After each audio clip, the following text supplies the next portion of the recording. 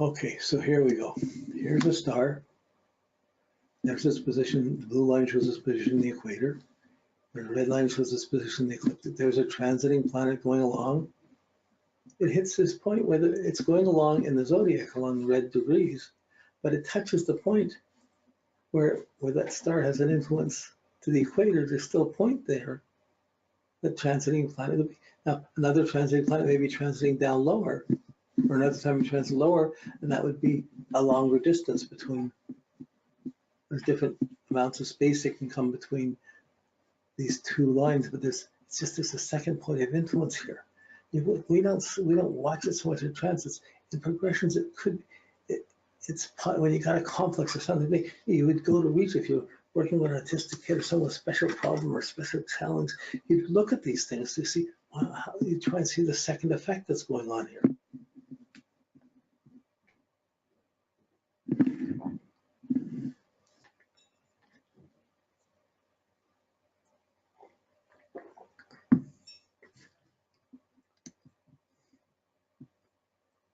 Okay, here's another one. There's a transiting planet there, but the star is in the southern hemisphere, in the south of the ecliptic. I mean, not southern hemisphere, south of the ecliptic. And there it is. There's the transiting point, and there's the point way after it. It comes way after it, but the transiting planet comes along. There's 2 points. Well, there's transiting planets. There are progressed planets too, and these differences with progressed planets can be across years and have things related to each other. We're coming to this sort of stuff. So even in the old days with the zodiac, they had the drawing. They would show the ecliptic and the equator and the horizon, the actual horizon you had. So they show these 3 lines on the globe of the heavens. This is normal astronomy to try and see the things that are going on. And the zodiac is often drawn like a band. This is more than hundreds of years ago, these drawings. And they still were watching where the zodiac was a band going around, and the planets would move up and down in that as it moved around. Not everybody would know that. People who were educated or took time to observe it or watch it, the educated elite, the priests or the astrologers, not even all the astrologers might know, but they would be working with it or would be knowing something about it. Okay, now we get to the point where you ascended. So how many of you have planets in the 1st house or the 12th house or the 6th house or the 7th house? This won't work with the midheaven, but it'll work with the ascendant. You see it with the ascendant, descendant in the same way. But here's the ecliptic. There's where your rising sign is. That's rising. There's the ecliptic is rising on the horizon. There's the ascendant degree. There are points right there where here's the ascendant degree. But really, the ascendant is this perpendicular line from the equator, and there's the degree that's rising of the ecliptic that's rising. So there's your rising sign, rising degree. Okay. Now, based on the ascendant degree, here's this planet. We'll call it a planet. It could be a star, it could be a planet. Here's this planet. It's sitting there in your 12th house in your chart. But really, it's not above the horizon yet because there's the Earth spinning, and it hasn't quite. It's going to take a little while for this blue line to catch up to for the ascendant to get where the blue line is before that comes into the 1st house. So here's the question: the 1st house planet's actually in the 12th. No, 12th house planet from the degree of the ecliptic to actually being from the equator. It's actually still in the 1st house. Okay, now, unfortunately, a lot of the astrology programs don't give you the right ascension chart. They don't give you the equatorial chart. There's really 3 charts. There's the ecliptic chart, and there's your geocentric Earth-centered chart on the ecliptic. There's the heliocentric chart on the ecliptic, the sun-centered. But the geocentric chart, and then there's the equator. There's an equatorial chart, and the equatorial chart has the 12 signs of the zodiac, but they're the same at 0 degrees Cancer, 0 degrees at the equinoxes and solstices. But in between, there's about 2 degrees, 2 days difference between it when it changes to Aries to Taurus or Taurus to Gemini. In between, so they're slightly different, but it's basically it's the same signs. It's just measured differently around the equator against the hours rather than against the ecliptic. But in this process, this is a puzzle a lot of people, oh, I got something in the 12th house. You got it in the 12th house. Start reading it. It's not exactly in the 12th house. Sometimes it will be if that planet's in the degree, and it's and that we're below. You know, if it were below if it were following the red line, was down below the ecliptic, it would definitely be in the 12th house. So it depends how far north or south a planet is, whether it's in your first house or 12th house. So if you had a circle that just had the equator and the 12 equal houses, and it showed it, you would see immediately which house the planet was in. If you had the signs of the zodiac, you see the planets and the signs of it. It's two different coordinate systems. And we're bringing this is where they get caught in the middle with conflicting information. So my little program that I'm hoping at some point, once I finish this webinar, I hope to raise some funds and get a few astronomers, a couple of computer programmers, and put together the RASA astrology app. It will give you the heliocentric, the geocentric, and the equatorial positions, so you can see the house positions in the zodiac. Then you can look to see exactly where they are against the equator. It's still in that degree. That's still the ascending degree as you're looking on the ecliptic, but it's not exactly, because the degree of the ecliptic should be, the ascendant should be along the red line, but really the Earth turns along the blue, so it's on an angle to it. And this is a phenomenon that happens.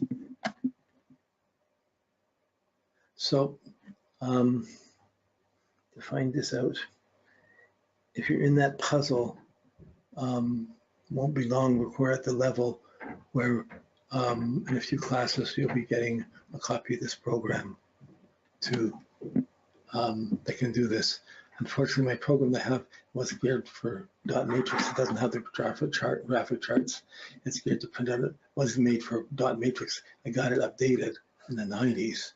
It still basically works on Windows 10, but in the object programming, but it only works correctly for within the 20th century. So the outer planets start to get warped a little bit now. So it needs a whole new remake, and I'm hoping to approach that in a year or so and get this available, and then make it available to all the students. Okay, so these classes are meant to space out a bit, meant to expand the way you think, because you think, I know reality planets are in this degree, it's there, it's got to be this, you got that in the 12th house, so you're this. That's it. Well, it may not be exactly that intense. It's still in 12th house by sign, but it's not necessarily by houses. And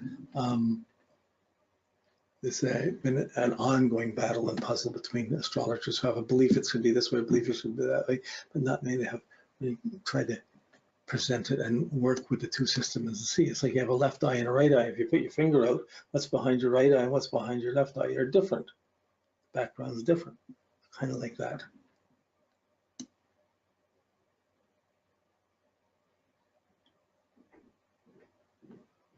Here's another example. Here's an ascendant degree. Here's, say, a planet. It's south of the equator. But here, the ascendant, this would look like it's in the, first house. Or that was the 12th. This would be the first. It would look like it's in the first house. But by the ascendant, by the houses, it hasn't quite got there. It's still in the 12th. So like you could, but the degree in the ecliptic is not perpendicular. It's not it's the point where the ascendant touches the ecliptic is rising at that degree. That degree is rising on the horizon, but it's not representing the whole north and south of the degree properly. The same thing happens with stars, where stars would be. So because the ascendant in the blessed has fluctuates, and the ascendant fluctuates, the midheaven I see is the actual anchor. So that's going to be the same whether you go right up into the Arctic Circle, Antarctic Circle, it's going to be the same. Then the houses will, the ascendant, the rising degree changes according to that. It's a more fluctuating factor. Okay. Take a breath. I want to talk about new moons and full moons. Okay, so these are two pictures Here's the sun in the center. There's the Earth with a cross or going around the sun, and there's the moon. So when the moon's between the Earth and the sun, doesn't matter where in the circle it is, the moon is between the Earth and the sun exactly. You have a new moon. The moon will move in, and just because they're about the same, they're not the same size, but by the distance, they end up looking the same size from Earth. The moon can block the light. Not exactly. Sometimes you'll get, when there's an eclipse, that's another story, but the new moon is always going to be with the moon between the sun and the Earth.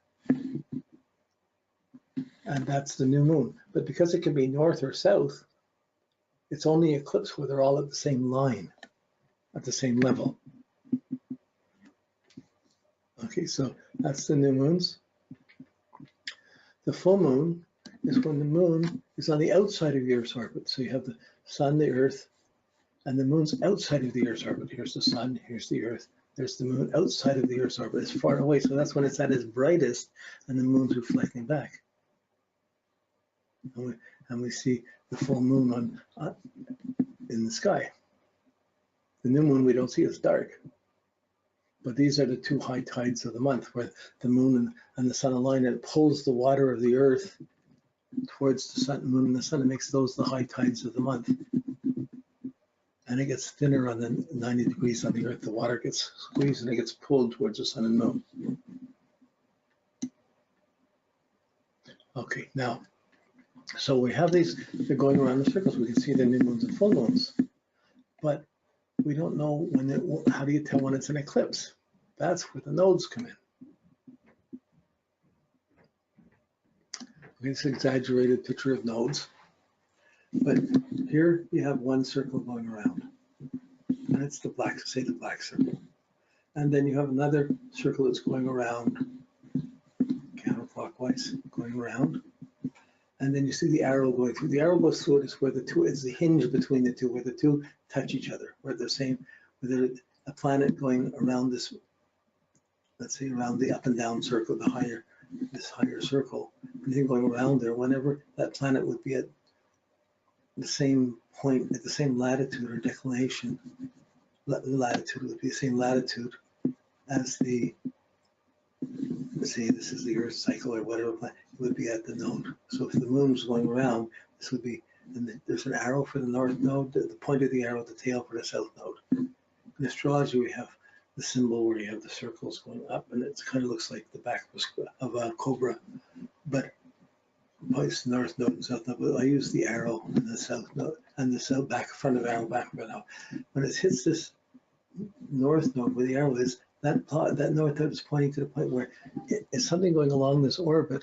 Go along when it hits that point. It's at the north node. It's going into the north hemisphere, the north half of its orbit. And it'll be there, and in the opposite degree of the zodiac, that planet will be at the south node and be going south. Now, not always it's half the orbit, but they can be different amounts of space. One could be the long end of the orbit, the short end of the orbit. But so this drawing below it with a shade, I shaded in to try and make it. Here's the plane. The nodes is for the gray plane, the plane of the planet. It's moving around the black line counterclockwise, and it hit the north node. Goes up to, so it hits the north node. When it gets to the top point on the top of the chart, like the high point of that, that would be the north polar axis, the highest north above the plane, highest north it could be. Then it goes back down. So that's when it hits the south node. Then it goes down underneath, down below, and hits the most maximum point south. And then it comes back to hit the north node. So the nodes really are the line dividing the two planes, the two orbital planes. It's like two plates intersecting each other. And a planet can be above or below. This is above, below, rising, setting. These are light. These are things that are basically measured. So okay, so here we go. We're going to see the solar eclipse. Here's the sun in the center. Here's the Earth in the center. This is the moon going around. So that the gray would be the moon cycle, and the sun is way over there. So if I put the sun and moon, when the sun and moon are conjunct, when the moon's inside the orbit of the Earth, and it's at the south node, there's a solar eclipse. Within about, it can go up to about